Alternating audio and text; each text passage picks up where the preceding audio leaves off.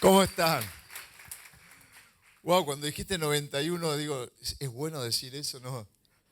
Tanto tiempo, ¿no? Pero un gusto poder visitar siempre que me toca venir, o cada tanto tiempo que vengo al instituto. No, cualquiera que pasó por el seminario no puede venir y está todo tan igual en muchos aspectos y otras que cambiaron, que es muy nostálgico, o sea, es como que, te acordás de un montón de cosas y todo lo que los veo a ustedes y en realidad hubiese querido llegar una hora antes, pero salí de casa hace 1 hora 45, que fue lo que demoré en llegar en un viaje de 50 minutos. O sea, no llegamos más, había un tráfico muy fuerte en General Paz, en Panamericana. Estaba preocupado, digo, espero llegar y no quiero perderme nada y no me gusta llegar tampoco salir rápido del tráfico. Quiero agradecer a Benjamín por la invitación, a Javo. En esta ocasión vine con mi hijo, con Igna, con Meli, su esposa, que me trajeron menos mal, porque si encima manejar y llegar para acá hubiera estado bastante distraído. Pero sé que Dios tiene una palabra, que Dios quiere hablarnos. Lo importante de permitirle a Dios que nos hable, que nos vaya marcando. Hay algo que siempre menciono y es todo lo que hoy me toca disfrutar.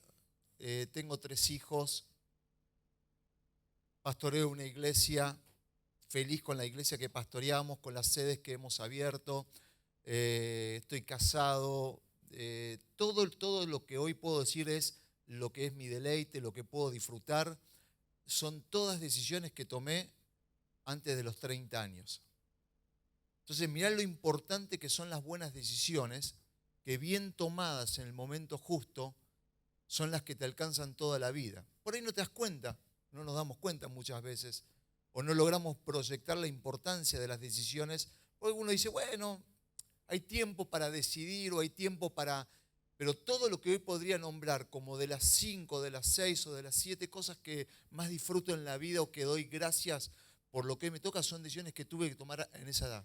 Tuve que elegir y casarme antes de esa edad. De hecho, me casé mucho antes. Terminé el seminario, como dijo, en realidad dijiste 91 y ya muchos hicieron las cuentas, pero lo pasa, lo terminé a los 13. Digo por los que hicieron cuentas, ¿no? Lo terminé a los 13 años, así que fue, en esa época, no, mentira. Tengo 51 para los que estuvieron ahí especulando con las edades. 18, tenía 18 cuando comencé, me gradué en el 91, después en el 92 me casé con Lizzy, que también estudiamos juntos en el seminario, nos conocimos en el seminario, así que el seminario es de bendición por varios aspectos. Yo no sé si decirte que digas al que está a la derecha, toca padre, pero no. Vos orá, que Dios te guíe, pero sabés que todas esas decisiones fueron, sí, alguno dice Señor Padre,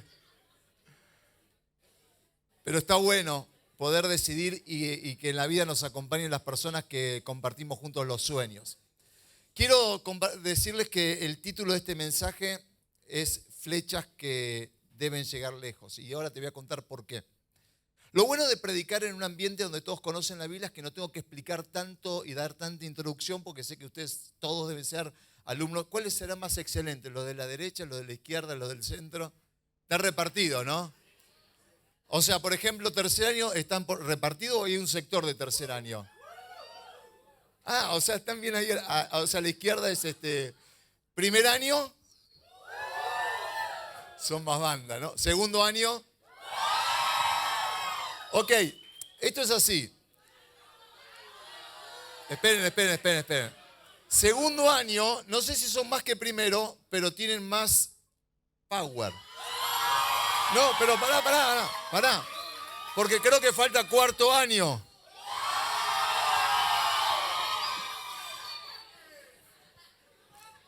Y creo que tercer año se quedó con ganas. Es una cuestión de amor propio entonces. O sea que es verdad, está como marcada la cosa, ¿no? Hay una línea acá, ¿no? No pueden pasar, pero Pero lo bueno es que cada ciclo, cada etapa tiene su experiencia. Aprovechémosla al máximo. Y cuando pensaba en esto, este título, Flechas que deben llegar lejos, tiene una razón de ser. Y apelando que todos son excelentes estudiantes de históricos, voy a hablar de Eliseo. Y me voy a enfocar en la última enseñanza de Eliseo. Los que son muy buenos alumnos ya deben estar sabiendo de qué voy a hablar. Los que todavía están ahí haciendo memoria porque dice, bueno, los últimos tienen que ver con los reyes del norte, los reyes del sur. Los del norte eran, lo fácil que los del norte eran todos un desastre, así que siempre los del norte ninguno salió bueno, los del sur ahí hay algún hito que salió bueno, pero ahí entonces Joás se va a encontrar con Eliseo, última charla, todos hasta ahí vamos bien, se acuerdan toda la historia. Va desesperado, tiene que tomar decisiones, se entera que Eliseo está enfermo y dice la Biblia de la enfermedad que lo va a matar. O sea que y va y lo abraza y no sabemos si llora por Eliseo o si llora por el problema que tiene. Y Eliseo, en otras palabras, lo estoy haciendo bien así coloquial, porque vuelvo a repetir, y volvamos a leer la Biblia, pero vos lo debes saber, le habla, dice, hombre, vamos, deja de llorar, anda a buscar tu arco y tu flecha. Y te voy a enseñar y te voy a dar una lección sobre eso. Y justamente lo que vemos es que Joás, el rey Joás, rey del norte, hablando con Eliseo, profeta del norte, en la época que los profetas tenían una actividad profética bastante importante, si tuvieron que trabajar y tuvieron que exponerse los profetas, porque hay momentos que tenían que ponerse firmes y tenían que advertir al pueblo lo que venía, y todos conocemos la historia, todos se acuerdan, creo que sí, ¿no? Todos se acuerdan cuándo cayó el reino del norte, cuándo cayó el reino del sur. ¿Sí o no? Yo miro para allá, pero en realidad tenía que preguntar los de tercer año que tienen que tener más memoria. Y algunos dicen, pará, ¿vos viniste a predicar o viniste a tomar lección? Pero no lo podemos olvidar, ¿no? Porque la Biblia nos habla de que el reino del norte cae en el 722, el reino del sur en el 586. ¿Cuál es el que no vuelve nunca más? El norte. Y este es el rey que va y se va a enfrentar con Eliseo. Eliseo está a punto de darle una lección que si lo hubiese tomado, quizás hubiese cambiado para siempre la historia. Y él le dice, no llores. Vamos a leer la Biblia en 2 Reyes capítulo 13, el versículo 14 al 19. Así entramos en la historia propiamente dicha. Me dijeron que comen a las 11, o sea que entonces... No, a las 9, ¿no? A las 9. Listo, vamos a llegar a esa hora. ¿Qué hay de comer hoy? Bueno, todavía no le pongan el queso, muchachos. Cuando Eliseo cayó enfermo de muerte, Joás, el versículo 14, Joás, rey de Israel, fue a verlo, echándose sobre él, lloró y exclamó, Padre mío, carro y fuerza conductora de Israel. Eliseo le dijo, consigue un arco y varias flechas. Joás así lo hizo. Luego Eliseo le dijo, empuña el arco. Cuando el rey empuñó el arco, Eliseo puso las manos sobre las del rey y le dijo, abre la ventana que da hacia el oriente. Joás la abrió y Eliseo le ordenó, dispara. Así lo hizo. Entonces Eliseo declaró, flecha victoriosa del Señor, flecha victoriosa contra Siria. Tú vas a derrotar a los sirios en Afec hasta acabar con ellos. Así que toma las flechas, añadió. El rey las tomó y Eliseo le ordenó, golpea el suelo. Joás golpeó el suelo 3 veces y se detuvo. Ante eso, el hombre de Dios se enojó y le dijo, debiste haber golpeado el suelo 5 o 6 veces. Entonces habrías derrotado a los sirios hasta acabar con ellos, pero ahora los derrotarás solo 3 veces. En algún sentido, enfocarnos en las últimas historias de algunos personajes de la Biblia o en la vida de alguien, creo que todos y los que saben que están en sus últimas horas, siempre dejarán las mejores palabras o las últimas enseñanzas para lo último. Esto es como cuando vos le das, o cuando tus papás te dan las indicaciones, las últimas indicaciones antes de salir de viaje. ¿Te acordás de esto? No te olvides este detalle. Tenés la ropa guardada, no te olvides la ropa interior y no hagas, ¿viste todas las típicas que nos hacen? O la típica que nos hacen, tenés la ropa interior, las medias no están agujereadas por si tenés un accidente. ¿Qué me importa si tengo un accidente? Tener la media agujereada, o sea, ya tuviste el accidente, o sea, para ese momento lo que menos te interesa si cuando te sacaron el zapato tenías un agujero en el dedo gordo o no lo tenías. O sea, te da lo mismo. Pero las indicaciones o de manera más trascendental en la vida. Y Eliseo sabe que está teniendo su última conversación.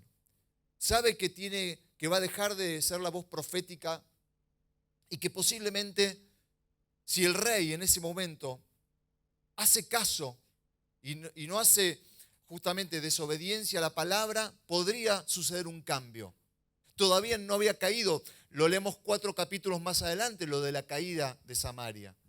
Pero todavía, hoy que nosotros conocemos lo que sucedió, podría haberse anticipado encima una caída no como la del sur que años después van a volver, ¿no? Todos conocen la historia de el Nabú-Zaradarán ese que los va a sitiar, se los lleva a Babilonia, pero vuelven de la cautividad. Los del norte nunca más. Pero ahí tiene la oportunidad, le dice, saca tu arco, mirá al oriente, dispará, volvé a hacerlo. Y lo repitió. Le dijo, hubieses hecho más veces, hubieses disparado más veces, hubieses lanzado más veces, hubieses aprovechado más la oportunidad, porque lo hiciste 3 veces, 3 victorias vas a tener. Y ahora, saliendo de la historia puntual, yo me puse a pensar en eso hacia la vida, porque de alguna manera hay un símbolo, hay un simbolismo, la oportunidad que perdió, la oportunidad que le dice Eliseo, si lo hubieses hecho más veces, en algún aspecto, los flechazos más importantes de la vida. ¿Sabés qué? Te dije al principio, las decisiones que hoy puedo decir personalmente que puedo disfrutar son las que decidí antes de los 30. Y siempre lo recuerdo y siempre trato de mencionarlo por la importancia que te dije. Pero si tuviésemos que pensar que en la vida va a haber tal vez 4, 5, 6 decisiones que van a ser de las más importantes, la pregunta que yo te haría es, ¿sabés cuáles serían? Todavía no tenés todas las respuestas a esas decisiones. Tal vez si a mí me tocara hoy decir, ¿cuáles fueron si tuviese que enumerar las 5 o 6 decisiones más importantes de la vida? Y no me gustaría encontrarme y pensar que de esas decisiones solamente 3 fueron las que tomé, 3 fueron las que arriesgué, la que confié en Dios, la que aproveché, y 2 dejé pasar. Porque primero esto, porque después tenía que estudiar, porque después tenía que suceder eso. Y cuando querés reaccionar, decís, ¿cuántos disparos puedo haber hecho? ¿Cuántos flechazos puedo haber tirado? ¿Cuántas oportunidades tengo que haber aprovechado? Esta etapa es una de las grandes oportunidades de la vida. Es una etapa que para los que están presentes está marcando un momento que es histórico para ustedes. Tal vez no logramos o no se logra ver la trascendencia de lo que están decidiendo. Pero para llegar acá tuvieron que tomar decisiones. Tuvieron que tomar tiempo de oración. Tuvieron que pedir consejería. Tuvieron que muchos quebrarse en un altar, tal vez luchando con otra situación que era decir, ¿para dónde voy? O si es la carrera, o es servir a Dios, o es aceptar el llamado, o es hacer lo que me pide la familia, o lo que sea. Cada historia, cada vida, algunos vinieron del extranjero, otros son de la Argentina, en las diferentes características. Pero la importancia es decir, si tuviese solamente 6 disparos, y eso es lo que justamente le termina diciendo el profeta. Porque disparaste 3 veces, 3 conquistas, y la Biblia después corrobora que fueron así, tal cual, 3 conquistas contra Siria, si hubieses disparado más. Y ahí pienso, si entonces te concentraras y tuvieses esas 5 o 6 oportunidades, ¿cuán preparado podemos estar en cada momento de esas 5 o 6 decisiones más importantes que van a marcar 20, 30 o los siguientes 50 años de tu vida? Porque hay decisiones que marcan esa trascendencia. ¿Cuán preparados o cuán preparados debemos estar? ¿Sabés que hasta acá, yo estos días orando por la palabra, esta misma introducción es una introducción que voy a compartir el sábado en la conferencia de hombres? Pero cuando llegué a este punto, podríamos mencionar esas 6 o esas 7 flechazos o disparos, pero digo, ¿cuáles serían 3 importantes para compartir con ustedes? Y el primero que quiero hablarles es la flecha del pionero. Y quiero hablar un poquito de eso. Comencé a pastorear, o comenzamos con Licia a pastorear solos cuando teníamos 29 años. Nos graduamos del seminario, estuvimos trabajando en equipos pastorales, junto a nuestros pastores, en el desarrollo de la iglesia, pero ya un año estuvimos como misioneros, pero ya en el año 2000 salimos hacia Rafaela a pastorear. O sea, Benjamín hablaba que somos pastores en CFC Martínez, en Buenos Aires, hace 10 años, pero todo el resto del tiempo estuvimos abriendo congregaciones en ciudades del interior de Santa Fe, y así fuimos respondiendo lo que Dios nos hablaba. Y cuando pienso en ese tiempo, fuimos todavía no había nacido Martu, que es la más chiquita, estábamos con Igna, con Euge, fuimos creyéndole al Señor, respondiendo una de las grandes decisiones de la vida, que había sido que cuando teníamos 18 años habíamos decidido ingresar al seminario sin entender demasiado todo lo que tal vez Dios querría, pero sabiendo que había una cosa que por sobre todo estaba presente. Dios nos llamó, queremos serle fiel. Si en ese momento, de los tantos altares o de los tantos momentos que pasé por el seminario, tenía claro cómo iba a ser, les puedo asegurar, y honestamente no. Es más, creo que en su momento hubiese tenido miedo de hacerlo por la edad, porque las preguntas que uno se hace, pero todas las semanas, el estar, el trabajo pastoral, en este caso pastoral, de estar frente a la congregación, de ministrarles todas las semanas, las preguntas que uno puede hacerse si se quiere proyectar con madurez o con responsabilidad. Y esos primeros años fueron realmente, hoy los veo, a una velocidad impresionante. Era comenzar desde la nada, sin economía, sin iglesia, sin congregación. Lo primero que había eran 4 personas que fueron nuestra primera reunión, pero todo lo que teníamos era el llamado y la fuerza que acompañaba. Años después, como pioneros, me doy cuenta que hubo una característica muy especial, por eso hablo de la fuerza o la flecha o la fuerza del pionero. Hay algo especial que Dios da en ciertos comienzos ministeriales.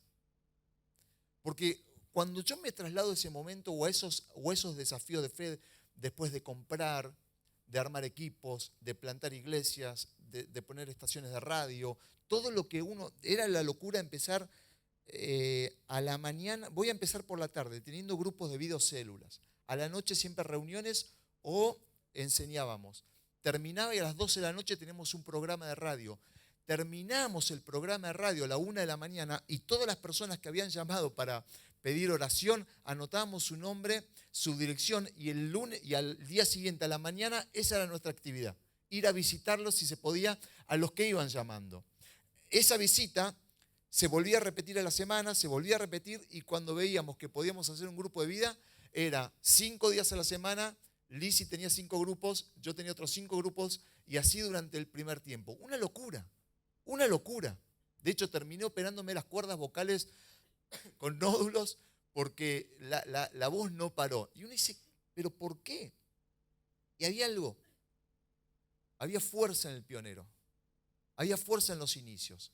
Hay una unción especial que Dios nos da para esos momentos y que hay que aprovecharlos porque son los que luego te van a respaldar. Y algo que me gusta recordar es que todos los que se fueron uniendo en ese tiempo eran todos menores que nosotros. Nosotros teníamos 30 años, así que todos eran de 18 para arriba. Me acuerdo que uno de los que eran parte de nuestro equipo, y abríamos congregaciones todos en ese rango de edad. Inclusive en esa época todavía para casarse, si eras menor de 21 todavía tu papá tenía que firmarte. Hoy creo que a 18 alcanza. Así que algunos que eran líderes del equipo, cuando se casaban sus papás tenían que ir a firmar el registro civil, pero con ellos hacíamos iglesia, desarrollamos iglesia, y había una unción especial que es el primer flechazo. El pionero corre a toda velocidad, tiene una fuerza única que con los que lo acompañan la van a tener. Entonces, ¿sabes por qué te lo digo? Porque es una oportunidad para aprovechar ese viento de cola, esa fuerza. Es una oportunidad muy especial. Y vuelvo a esto a decir, si fuera uno de los 5 o 6 flechazos de nuestra vida, ¿cuánto lo estamos pudiendo aprovechar? Es oportunidad única. De hecho, yo quiero decirles algo, y lo habrán escuchado seguramente en todo este tiempo, pero más que nunca, habiendo hablado con muchos colegas, pastores, en las reuniones de nuestra organización, hay mucha preocupación e interés en que los que tienen llamado lo puedan desarrollar. Aprovecha ese viento a favor.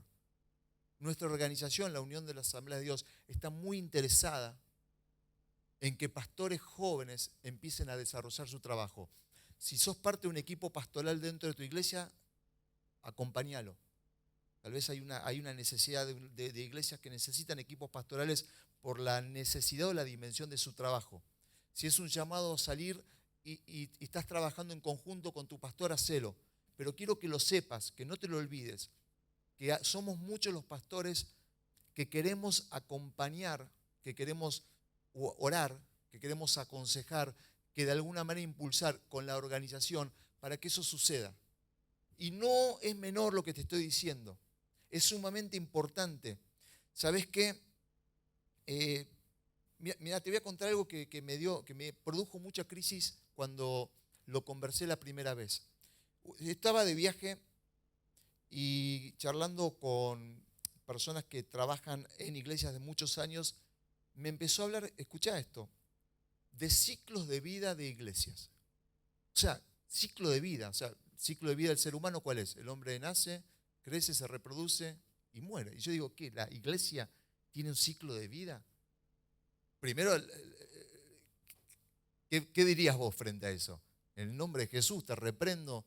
O sea, la iglesia no muere, la iglesia va a prevalecer, declarás la palabra. Pero me hablaban de la iglesia, de algunas iglesias locales, que se espera muchas veces que cumplan su ciclo de vida. ¿Cómo es eso? ¿Fueron fundadas? ¿Tuvieron su apogeo, su desarrollo?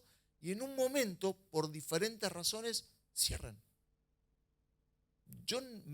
Cuando me enfrenté con esa realidad, les quiero ser muy honesto, yo choqué contra eso, o sea, me rebelé contra eso.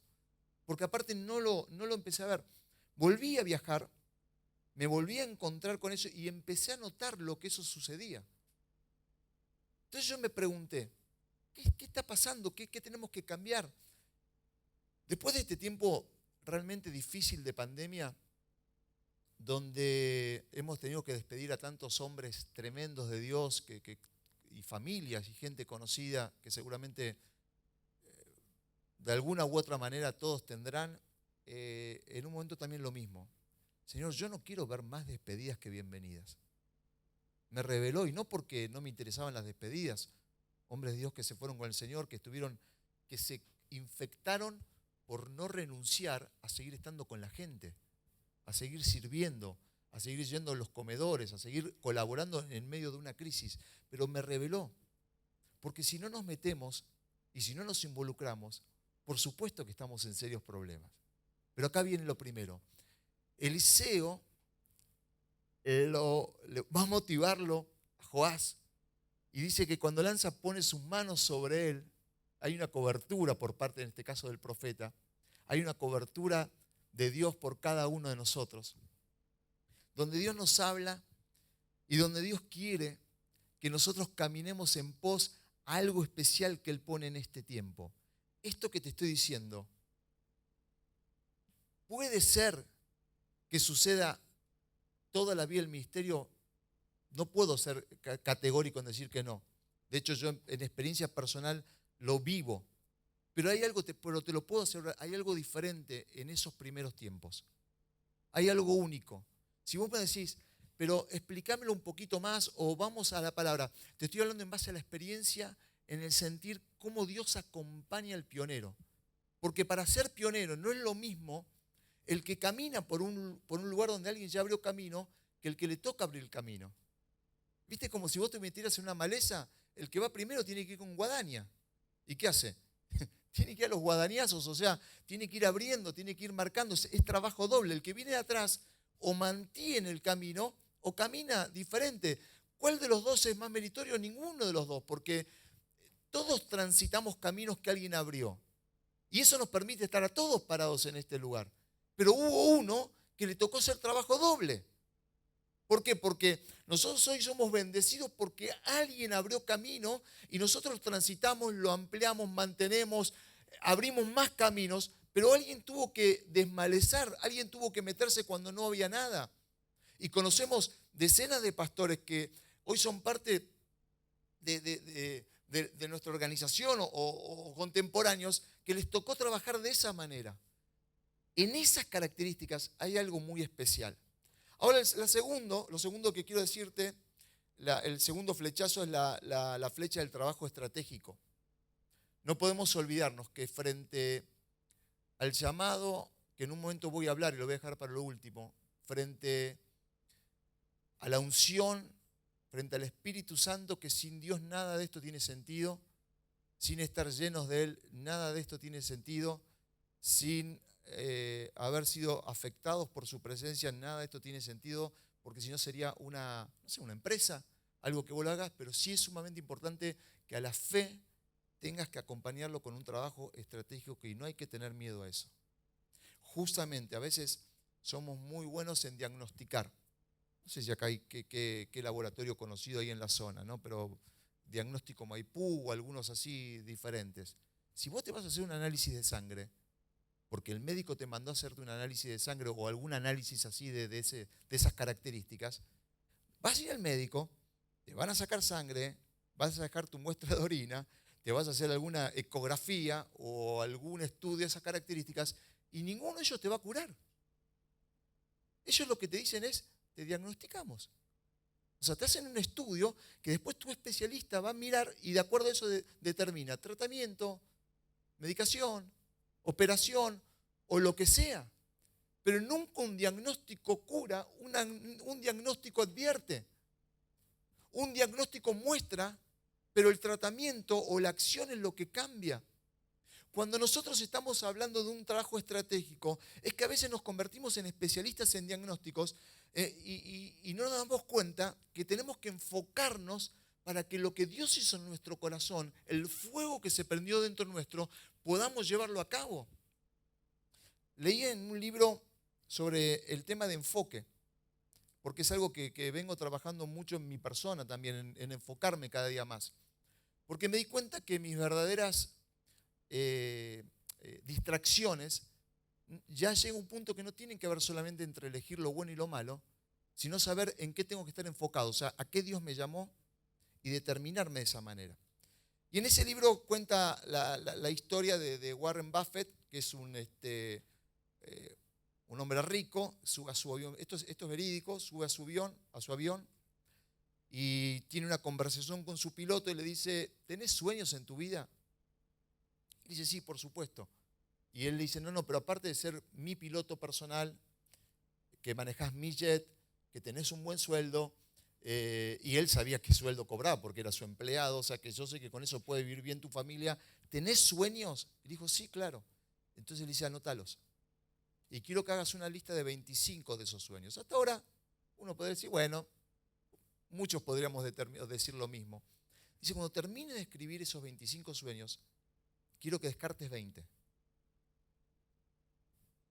Hasta ahora vamos bien, uno podría decir, bueno, me parece bastante lógico, más concentración, enfoque. Dice, pero a partir de ese momento, cuando te enfoques en los 5 que elegiste, a partir de ese día quiero que sepas que los restantes 20 se convertirán en tu peor enemigo o en tu peor distracción. Y ahí donde yo entendí muchas cosas que venía como trabajando. El enfoque no tiene que ver con saber discernir entre el bien y el mal. Eso es algo previo al enfoque. El saber discernir entre el bien y el mal es permanente en nuestra vida y los que conocimos a Dios lo logramos. Por eso elegimos seguir a Cristo, elegimos darle la espalda al pecado, elegimos convertirnos y la conversión justamente tiene que ver con el proceso de dar un giro de 180 grados. Antes caminaba hacia lo malo, ahora le doy la espalda hacia el pecado, hacia lo malo, miro a Cristo y camino mirando al Señor. La Biblia nos habla en Romanos 12 de eso, nos habla del cambio de metamorfosis, no solamente una transformación de un estado a otro, sino una transformación de una dirección a otra. Pero hay un momento que ya no necesitamos, no digo cuidarnos de lo malo, permanentemente, todos los días, siempre hay que estar mirando al Señor, porque el que cree estar seguro, guarda que puede caer. Eso está claro. Pero hay un nivel de avanzada que es súper importante, porque se nos van a presentar un montón de opciones en la vida, en diferentes momentos, diferentes grupos, edades, y tiene que ver con ese hilo fino del enfoque y el desenfoque. Del enfocarme no en las 20 cosas buenas que podría hacer, porque me podría volver un hiperactivo, alguien que hace actividades por llenar una agenda y decir estoy todo el día ocupado. Y uno dice, ¿qué hiciste? No, hice esto, hice lo otro. Pero no es lo mismo que cuando uno necesita el enfoque.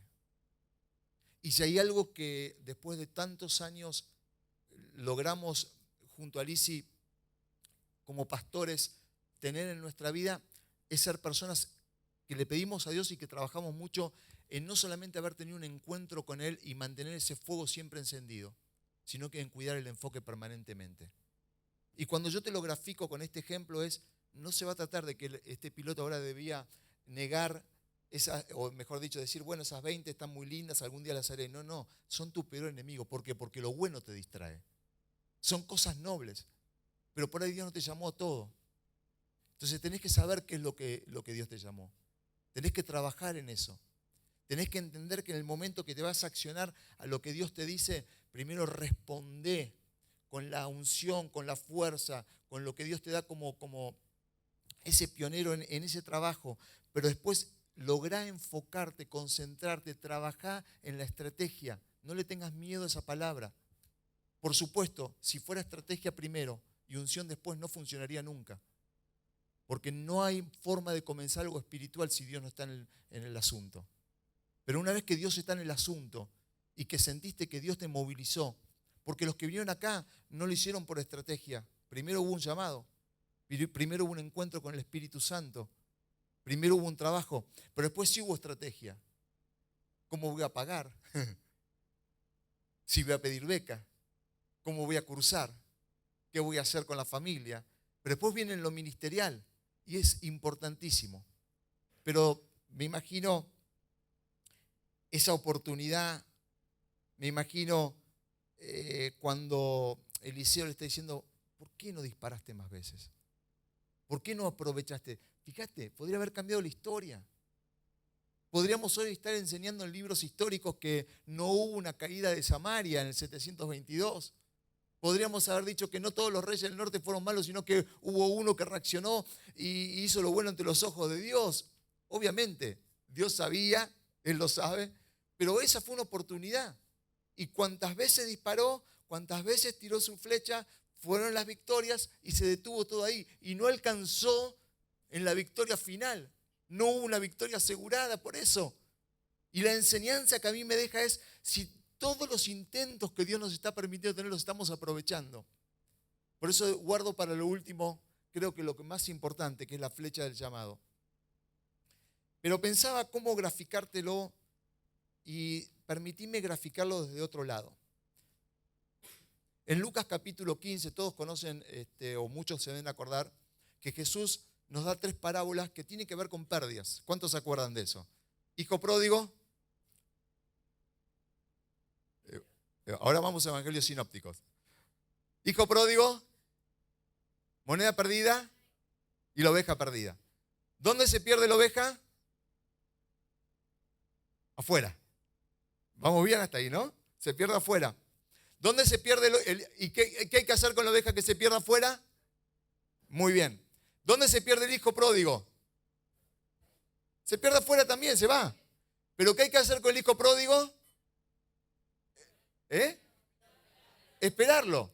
O sea, lo primero es, a la oveja hay que ir a buscarla. Al pródigo hay que esperarlo. Una madre o un padre que está luchando con una situación difícil de su hijo, o un pastor que a veces va a buscar la oveja, pero hay momentos donde vos decís, ya hice todo, ¿y ahora qué me queda? Como el hijo pródigo, esperar que regrese, que Dios va a tratar con él. Pero cuando se trata de la moneda, ¿dónde se pierde la moneda? ¿Dónde hay que ir a buscarla? ¿Dónde se pierde la moneda? ¿Y dónde hay que ir a buscarla? Y ahí viene lo fuerte. A veces nos hemos perdido adentro. Estamos muy concentrados en lo de afuera. Estamos concentrados en lo que hay que hacer. Y está bien. Estamos concentrados en lo que tenemos que predicar. Estamos concentrados en lo que tenemos que decir. Pero hay situaciones que nos pueden perder adentro. ¿Por qué te dije que te lo quería contar de otra manera? Porque quiero permitime un poco de autorreferencia en lo que te voy a contar. Quizás el año pasado fue uno de los años más difíciles de mi vida. Quizá. Primero porque saliendo de la pandemia, estaba un día predicando en Rafael, había viajado 500 kilómetros para los que no conocen. Estábamos pasando un día fantástico con los pastores allí, una de las tantas iglesias del CFC, de las sedes. Terminamos de almorzar, habíamos comido un rico arroz con mariscos, así que más felices y con los pastores que son preciosos. Y voy al hotel, me preparo para la reunión de la noche y empiezo a sentir una molestia acá como estomacal, fuerte. Yo digo, me cayó mal el arroz, o sea, el marisco. Viste que el marisco puede tener esa cosa de que por ahí vino, encima en Rafaela no tienen río, arroyo, mar, así que lo traen, se perdió la cadena de frío. Digo, debe ser una descompostura, me quedo tranquilo, no se me va, se me empieza a crecer el dolor se pone todo en mi pecho, se me empiezan a dormir los dos brazos. Y automáticamente llamo a mi médico de Buenos Aires y me dice, andate ya mismo para la clínica. Yo digo, no, en plena pandemia voy a ir, tengo una reunión de obreros, de líderes ahora a las 7 de la tarde, 8 de la tarde. Y si voy con todo el tema del COVID, era que cuando ibas porque se te encarnó la uña, te dejaban por las dudas internado en veremos, ¿no? Era todo era COVID. En un momento todo era COVID. Vos decías, me parece que me duele la uña, COVID. Y todo era así, era literalmente casi así. Entonces lo peleé hasta que el médico me dice, andate ya, cuando llego me controlan, estás infartado, un infarto.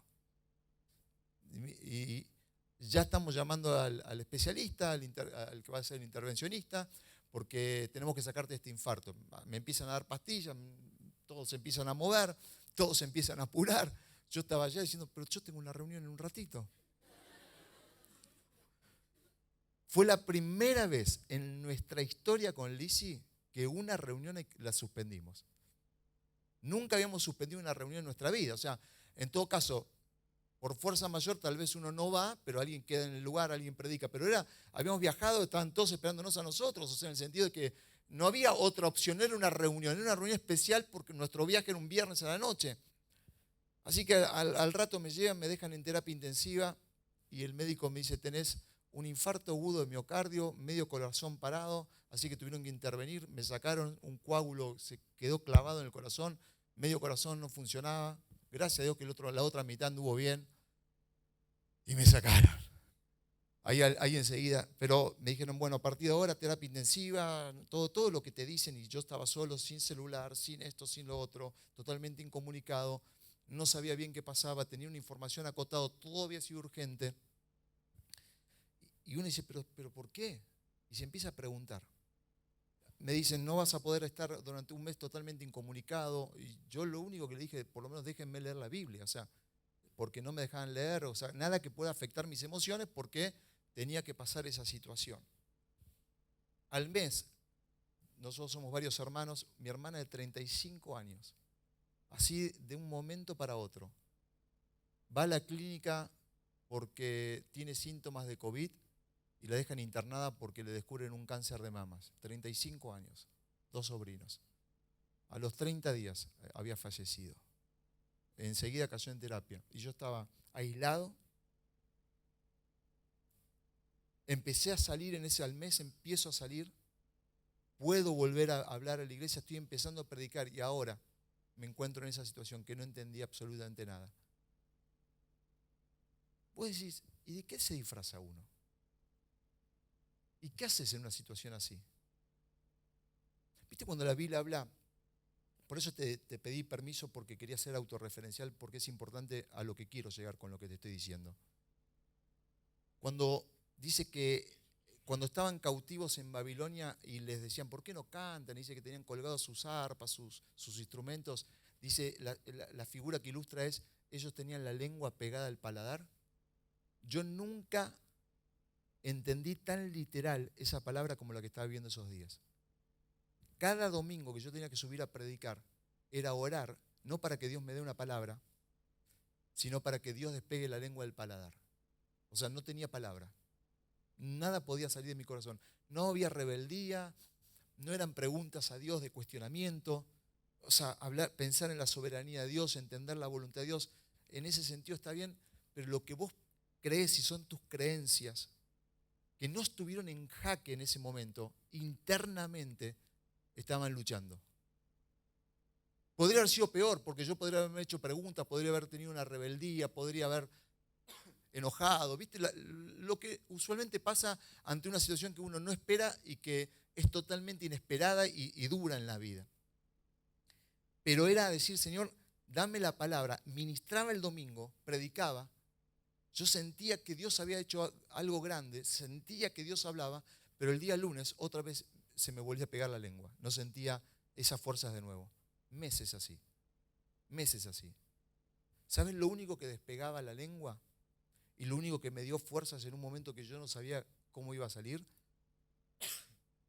saber que dentro mío había una misión. Y sentir que todo lo que yo estaba haciendo era porque estaba respondiendo a un llamado de parte de Dios. Y solamente el llamado fue lo que me sostuvo. Yo me sentí esa moneda perdida. Porque me sentí por momentos perdido. Y no perdido porque no, vuelvo a repetir, no era una cuestión de estoy en crisis de fe, sino era algo que yo no podía dominar adentro mío. Pero sabes que cuando en los momentos y en las oportunidades vos le pediste a Dios que obre, aprovechaste todos los altares, aprovechaste todos tus devocionales, aprovechaste cada encuentro con la Biblia, cada encuentro con la palabra que dijiste, no es solamente el mero hecho de tener que abrirla, o para leerla en un año y no perdérmela, o solamente abrirla cuando me toca predicar, sino cuando la abrís para deleitarte en ella, que no es lo mismo. No digo que el plan de leer la Biblia en un año sea malo, por favor. Digo que a veces por ahí nos ocupamos más de querer cumplir con haberla leído en un año que de haberla disfrutado y haberte deleitado y haber dicho cuánto Dios me habló en 3 versículos bíblicos, no en 4 capítulos. Como también Dios te habló en 4 capítulos. Creo que me explico lo que quiero decirles. Lo único que en ese momento me rescató era saber que había un llamado. Otra de las flechas que son sumamente importantes. Cuando Eliseo le dijo dispara, digo, cada flecha de la vida son decisiones que después te sostienen. Si no hubiese tenido la seguridad de aprovechar los momentos donde sé que Dios forja, nos marca, nos hace tomar buenas decisiones y en las decisiones importantes oramos, ¿sabes qué? No hay otra cosa que te pueda sostener. Por eso hoy nos encontramos frente a las decisiones que todos. Me imagino que yo miro para la derecha e izquierda siempre pensando en que ya tengo ubicado por dónde están los años sentados, más o menos. Pero digo, pensando en las diferentes etapas que cada uno va pasando y las diferentes crisis que se van a plantear, es más allá de la crisis, jugátela por el cual un día viniste a este lugar. Más allá que hayas venido y llegaste definido en lo que querías, o no. Simplemente algunos manifiestan y dicen, no, yo tengo un llamado, siento que Dios me habló, pero no tengo idea cómo sigue esto. No te preocupes por eso. O más bien, no te afanes por eso. Pero sí, metete y decirle a Dios que si hay algo dentro tuyo que esté en riesgo de tal vez perderse, no lo querés dejar pasar un minuto más. Porque esa es la fuerza. Muchos se perdieron en alguna manera. Algunos en su llamado, otros en el fuego, otros en las ganas, otros en el empuje, otros en la locura de fe. Quizás la locura de fe del año pasado, la locura de fe de hace 2 años o de hace 3 años no es la locura de fe de hoy. Volvete a parar en la locura de fe. ¿Sabes qué? Cuando terminó el duelo, cuando terminó el momento y Dios hizo que permanezca, y te voy a decir una cosa, no era hipocresía pararse arriba de una plataforma el domingo y decir está todo bien cuando no estaba todo bien dentro mío. Había una situación dentro mío, pero por fuera Dios bendecía igual, porque había honestidad en mi corazón. No era la hipocresía decir, está todo bien, no. Había un pueblo que venía a buscar alimento, había un pueblo que necesitaba. Y uno dice, pero ¿y a mí qué? Es que ahí se ocupa la palabra y la unción de Dios de cómo ministrarte, de cómo ayudarte y tener uno las estrategias y la forma de sobrellevar eso y tener gente alrededor que te ayude en esas situaciones. Por eso te dije hace un momento, aprovechen este viento de cola, aprovechen este tiempo a favor. Están en un seminario prestigioso. Y digo prestigioso, para mí el mejor, porque de ahí salimos nosotros, así que hablaría mal de mí mismo si diría que no. Pero es que, mirá, está tan impregnado el sistema de la globalización en cuanto al curso, seminario, acá y allá, que hay tanta cosa rara y tan accesible que genera tanta ansiedad de decir, ¿y qué hago? ¿Qué hago de acá, de esta influencia? Y saber que estamos en un seminario que tiene décadas, que ha abierto iglesias, y no decir las mejores iglesias que fueron fieles, iglesias que se sostuvieron, porque había buena doctrina, porque hay buena base, porque tienen buena madera, porque hay algo que nos sostiene, y es la seriedad de estar en una institución y la seriedad de cuidar la palabra, que la doctrina no se modifique a las emociones o las situaciones, o inclusive perseguir las modas, sino que siempre volvemos a lo que la palabra nos enseña. Súper importante. Pero vuelvo a esto, volver al origen de por qué hacemos lo que hacemos. Yo quiero que nos pongamos de pie, por favor.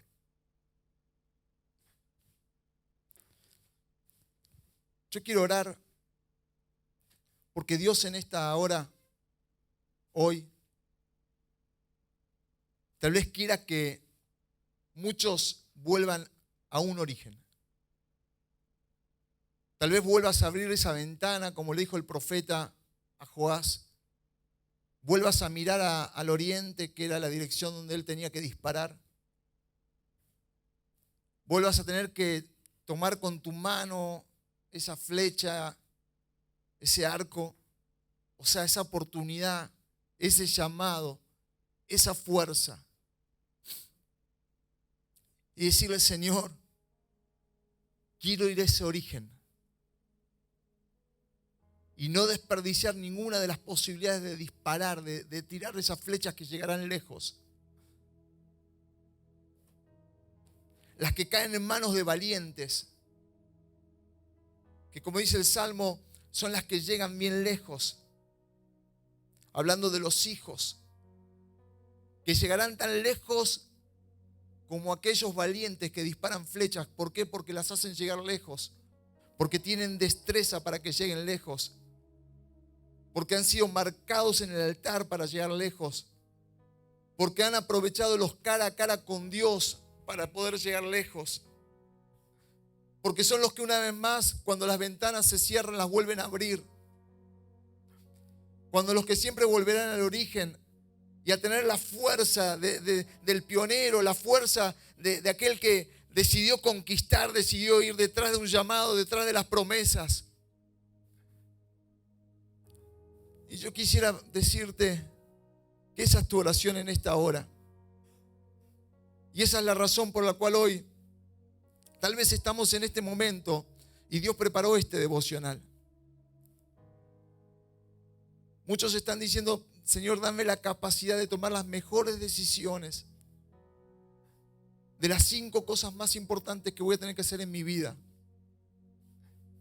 Dame la capacidad de poder mirar hacia adelante, porque lo que voy a disfrutar en los próximos años será producto de lo que yo hoy esté decidiendo. Te quiero decir, hay un cara a cara con Dios que es inevitable.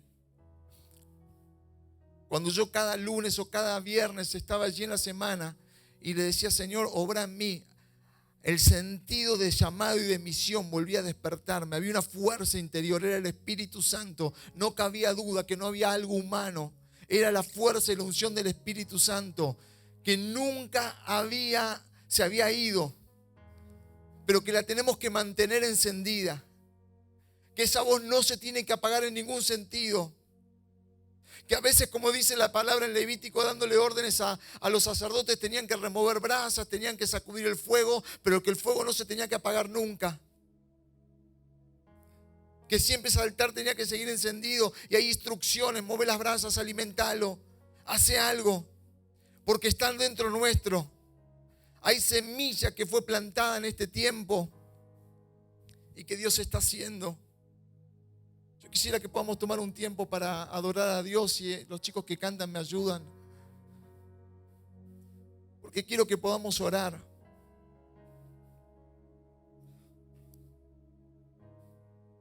Porque sé que hay un cara a cara. Y yo solamente sé que en ese cara a cara con Dios ya es tu relación personal. Ya es tu encuentro con el Espíritu Santo. Ya es decir: Señor, lo que estás haciendo en este tiempo conmigo, lo que viniste a hacer en mi vida, la razón por la cual yo un día no se va a olvidar. Mirá, pasaron más de 30 años de que yo tuve un cara a cara con Dios, y durante los 3 años que estuve en el seminario, todo el tiempo, un cara a cara con Dios.